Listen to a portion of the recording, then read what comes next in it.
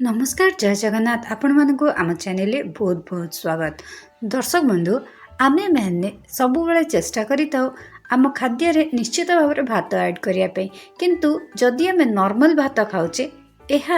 आमको किछि दिन पर बहुत बेकार लगी था से कि आज आम गोटे स्पेशल रेसिपी बनने को जाऊँचे जो कि ये मु गोटे पैन नहीं जाइए एवं से हल्का टिके नाको सोरिष तेल एवं जीरा फुटे नहीं आज आम करुचे टमेटो राइस जोटा आम स्वास्थ्य पे अत्यंत उपकारी हब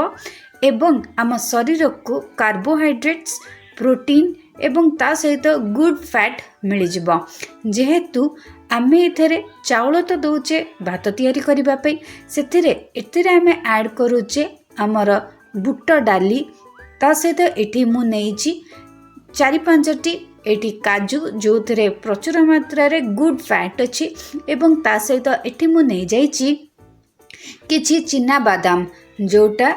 एथिरे हमको गुड फैट दबापी बहुत सहायक हम ता सहित एटी मु 4-5टी छोट साइज टमाटो को पूरा छोट छोट करी काटी नहीं एवं ताकू एबे मु भल भाबरे पूरा स्मूथ हैला पर्यंत ताकू कवर करिकी मु सिझाई नेबी एहा परे आमर चाउल एतरे ऐड करबा एतरे मु किछि बेसिक मसाला पकेछि जेमति लूण हळदी सुखिला लंकार गुंड ता सहित काश्मीरी रेड चिली पाउडर एहा सहित एतरे मु आधा छोटा चामच देइछि धनिया गुंड आधा छोटा चामच टू कम जीरा गुंड एवं शेष ऐड करिछि एठी मु गरम मसला सबुतक मसला को टमाटर भल भाबरे